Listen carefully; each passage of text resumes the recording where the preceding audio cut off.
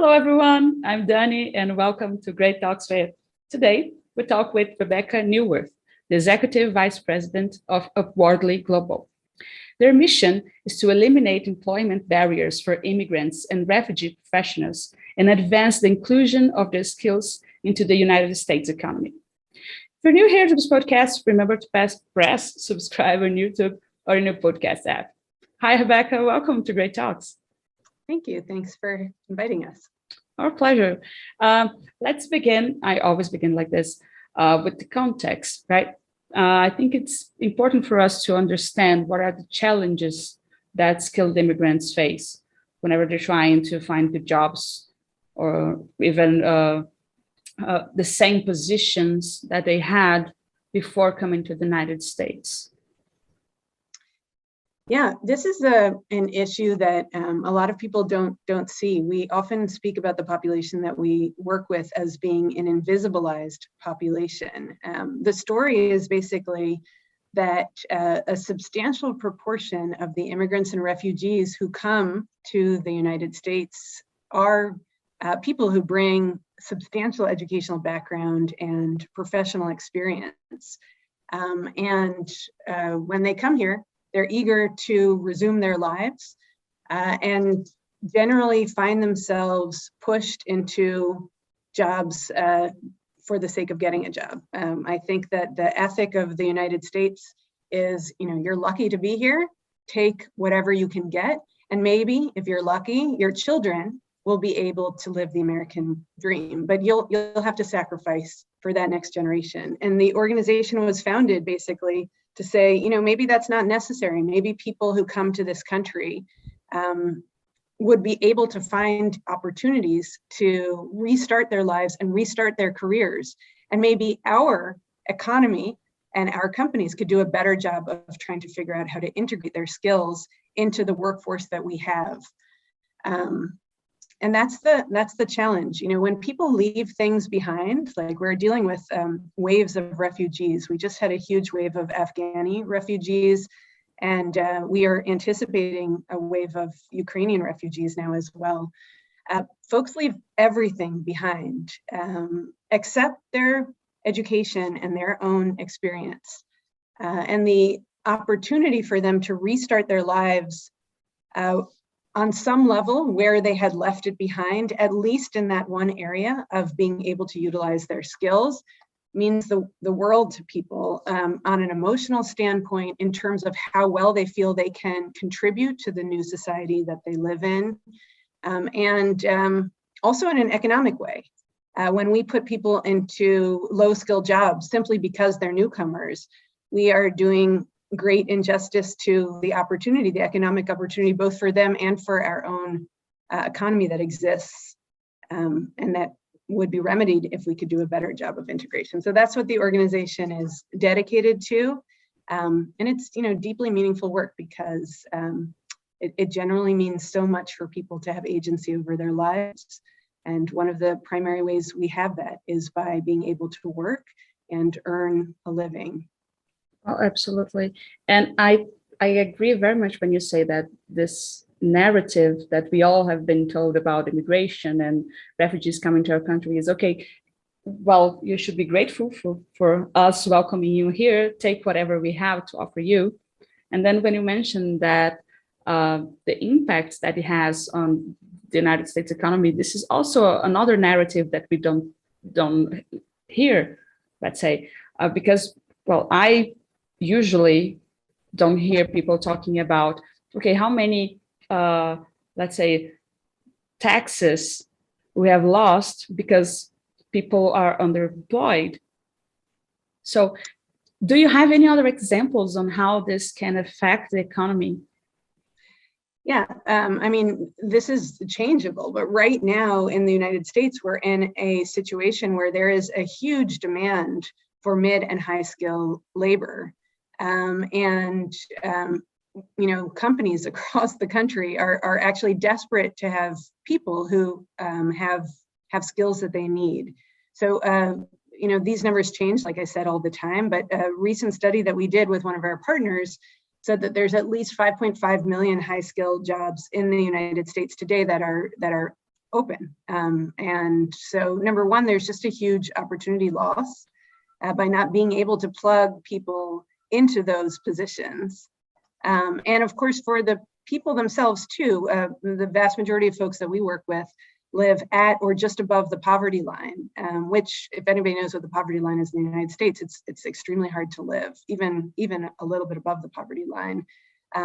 So the chance to be able to plug them into jobs that pay, living wages or family supporting wages makes an immense difference. As you said, Danielle, they then contribute back very substantially in tax revenue and in jobs done that need to be done in the country. Right now, we figure, and this is just year to date, we just did the calculation, that we've been able to, on average, help people have a $59,000 increase in income, which is so substantial. It's life-changing and family-changing.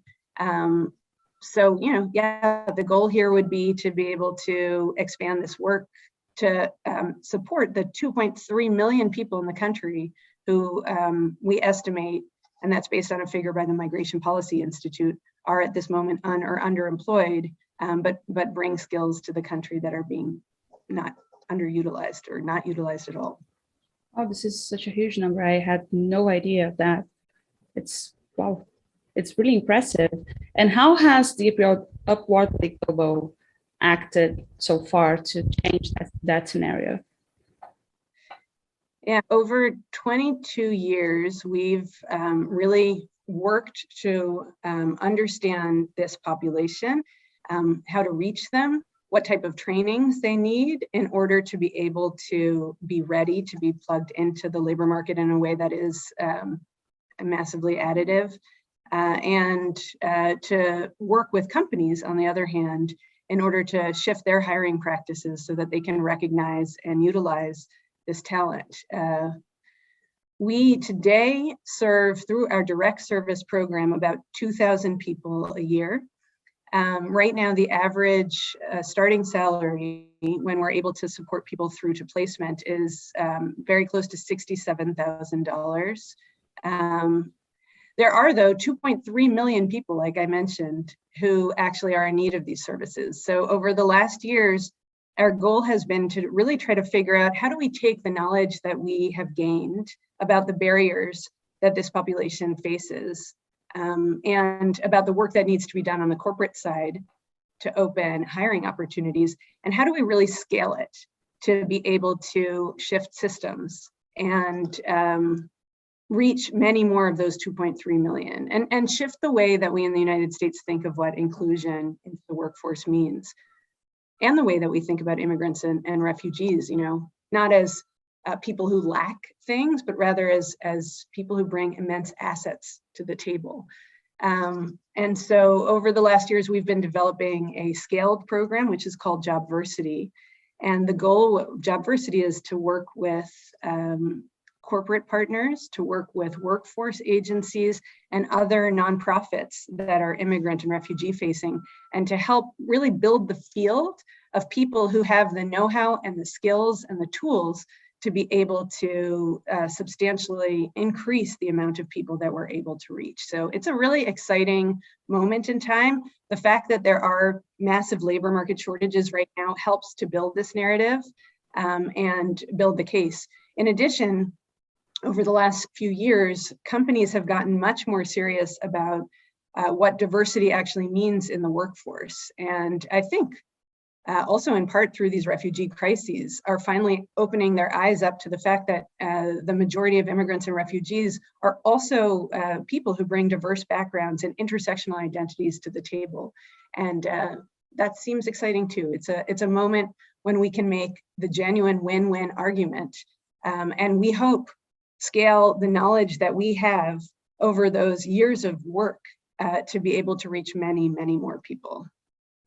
Yeah, I feel like this is a refreshing thing to hear, because sometimes I personally get frustrated when I hear this discourse of, oh, let's get diverse, let's increase the number of people of color working with us. But then you see that it doesn't go like from the first page, right? It's just something that people say for saying. So when you come to me and say, okay, we are seeing effective change. We're seeing people actually putting on action those things. It's really refreshing. I think that's the best word I can use to describe that. And I also got to say that, okay, I'll be the one to say that. We are talking about immigration and the refugee work. And I feel that many companies, when you approach them with this idea, they might be wary of, okay, so will these people have permission to work in the United States? Will they actually be skilled? How can we compare their education with the United States education? You know, I can see some of the barriers that can be built to push away that initiative. So, and thinking about that program that you have, that is the Career Skills Program, what are the requirements that you have for people to participate in it? And what are this, let's say, I don't like that word so much, but let's use it. What are the guarantees that you can give to employers that are partnering with you that these necessities will be met? Mm-hmm. Yeah. First of all, to apply to the program, you need to be an immigrant or refugee who's come to the country within the last 7 years. You need to have educational background, primarily a BA or higher, and have professional experience in your home country. We are also working with people who are work eligible. There's, of course, a universe of people out there who bring those skills to the table and who are not work eligible. And we think of ourselves as being allies in the field. But there are 2.3 million people who are work eligible and massively underemployed with those skills. And so our focus is on how do we create inclusion and really realize opportunity for that population that is work ready. The training program that we have, I guess I'd love to speak about, the two pieces of our work. First of all, the work with job seekers directly, and then secondly, the work with corporate partners and what that looks like.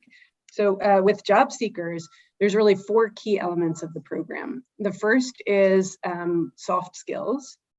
Soft skills would be, seems silly, and sometimes in workforce people are like, oh, soft skills, but actually soft skills are often what make or break people's opportunity in this country. I'll give you an example. Amazing people who come to the country with incredible experience and 12-page resumes. Well, I can tell you a 12-page resume gets you fully cut out of any opportunity that there is. So the ability to help people build resumes that speak in the way that American employers can understand, and also to present themselves in a way that American employers understand is so critical. Many people from other countries are taught not to put themselves forward, but to put the team forward and the collective forward. Well, here in the United States, the exact opposite is true. It's all about what you've been able to accomplish, the numbers that you've been able to change, and the impact that you've been able to have. And so a little bit of work in that area goes a very, very long way, especially with people who already have many of the hard skills that are needed. So soft skills training is one. A second is coaching for specific industry areas. Many of the people who come have a gap in their resume. Maybe they were trying to get over here. Maybe they had to resettle their families or deal with children, or deal with trauma that is very, very real for people who are coming over often. How can we help and coach them to make sure that they're up to date on the industry that they're wanting to get involved with? For example, if I'm an IT professional, I know a bunch of coding languages, but I don't know that the latest coding language is XYZ. And IT is a perfect example because it's changing very, very quickly. What can we do to help someone gain the know-how, which is easy for someone in the field, and yet still an additional certification or course that is good to put on the resume when those skills are hot at the moment? So how can we help people to adjust their industry background in order to fit the existing buzzwords and norms and knowledge that is needed in that industry area? And we do that, both through courses, but also through coaches, people who work directly with our job seekers and who really understand and bring understanding and experience to the table, and a level of humanity that is deeply important across the the board. And finally, networks. 85% of people in this country get their jobs through networks that they have. When people are new to the country, they don't bring those networks. What can we do to open up privilege? That's the way I think of it, to folks who are newcomers here and who have so much to offer, but who really don't have the connections that help many of us get the jobs that we have. And that's a really exciting opportunity because it allows us also to engage with volunteers in the community, corporate volunteers and individual volunteers who really want to support, see themselves often or their parents in new communities that are coming over and want to help, want to share their own privilege and allow people to realize opportunity here. So that's the training program. And with that level of training and that individual coaching that I mentioned, which is a key element, corporate partners know that the candidates that we're working with, the job seekers we're working with, have those skills and that support. And over years, we've built a tremendous amount of trust and excitement about this population. Nevertheless, there's work to be done with corporate partners. And I think I'm going to stop right now to see if that's something that we should also be speaking about. But well, I'm going to take this hook of speaking about corporations to ask then, how can corporations get in touch with you and get involved in the project? Yeah, I think corporate partners who are excited about this talent pool and understand the assets that they bring to the table and the opportunity for them to help diversify their workforce at the mid and high skill level, which is really the challenge that is in front of them, should come to the Upwardly Global website, upwardlyglobal.org. We have a set of trainings and best practices that are there under corporate partners. And should also be in touch with us by email. The easiest email is info@upwardlyglobal.org. We work then directly and individually with each corporate partner, realizing that they have different needs. And also that, we need to see commitment on behalf of corporations that starts at the top and goes all the way down to the hiring managers and the colleagues. If we want to build change, and you said this before, Danielle, we do see a tremendous will to build change and much more seriousness about what diversity means. But it's still hard and there's a lot of work involved, and it's not the sort of thing that can be solved in a moment. In fact, ironically, many of the systems that have been created to build hiring practices over the last years actually exclude diverse talent. For example, AI, almost every company uses AI to identify good candidates. And most of the AI systems, and this is well known by now, actually exclude diverse candidates. Like, for example, if you have a degree from a foreign university, they don't recognize it at all. And so part of what we need to do is work with corporate partners and in some ways unlearn and relearn new behaviors that are going to help them to reach goals that they have. And in order to do that, there needs to be commitment sort of up and down the ladder. But it's an amazing journey. And what I can definitely say is that I think companies are realizing more and more that in order to be successful, they need to have the buy-in and excitement of their own employees in what they're doing. And I think helping to genuinely build pipelines for workforce who are diverse and who will genuinely open opportunity in the country, and that includes immigrants and refugees and goes way beyond them too, is something that many people who work in companies today can get excited about, and therefore it's a net positive in every way for companies to be pursuing this, and we are excited to be partners with those companies in realizing those ends.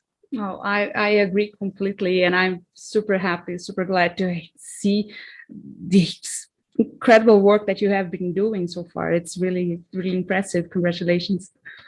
And my final question, unfortunately, we are getting at the end of our interview, is how can other people, either seeking for a job, seeking for help, or willing to help you guys, how is the best way to get involved with Upwardly Global?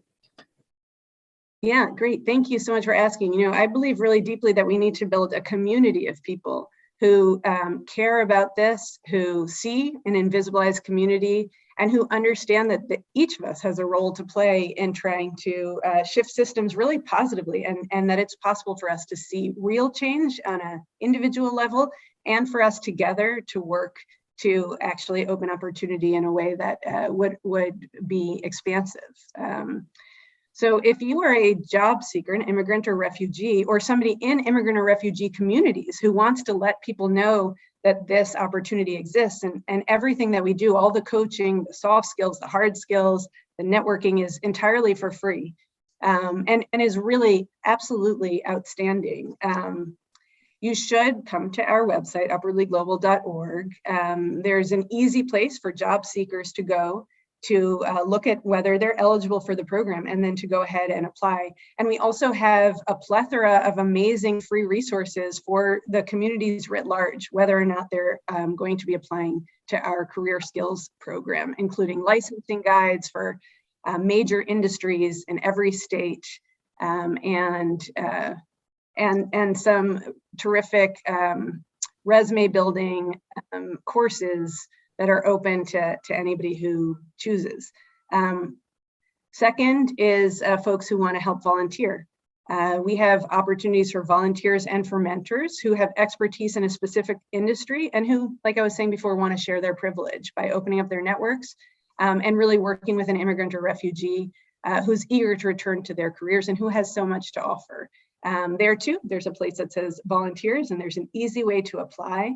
And finally, we spoke before about corporate partners, and I think that's the most important other side of the equation. And we are thrilled to consult and work with corporate partners who want to build pipelines of diverse talent. And the website has info on that. And the easiest email is info@upwardlyglobal.org. Oh, and finally, I shouldn't forget, but if you want to contribute, small amounts or large amounts make huge differences for people's lives. One of our job seekers who I care about a lot spoke recently, and she said so beautifully, and people are so grateful when you can help them to be able to contribute back. She said, being able to find this job, which Upwardly Global helped me to do, is something that hits 3 generations. My parents, who are watching me from back home and praying for my success here, for them, it means the world that I finally have my feet on the ground. For me, it changes everything. Instead of being on the taking side, I can be again on the giving side and the contributing side. And that's exactly where I want to be. And for my children, she happened to have a baby. And so it was very poignant for her to say this. It will make a world of difference because it allows them to grow up in a place where they can see that their mother is active and engaged and fully included in the society and helping to build it for them forward. So we welcome people who want to donate, and we think that there's a world of opportunity right now, and that we need a community to make it real. Wow, I'm really touched by that that testimonial that you gave us. It's really something that keeps me thinking. It's the kind of snowball effect that I like to see, right? It affecting more and more people, more and more generations. And we are pretty happy to be part of this process of letting more people know about what you've been doing there. So thank you very, very much for joining us today and letting us know more about Upwardly Global. Thanks for inviting us, and thanks for helping us to get the word out. Honestly, our pleasure, truly. And for everyone listening, also, thank you very much. And if you enjoyed this episode, remember to press subscribe on YouTube or your podcast app, because that creates an alert to the algorithms, and they learn that this is an important conversation, and then more people can learn about the importance of the Upwardly Global work. Bye, and see you at the next episode.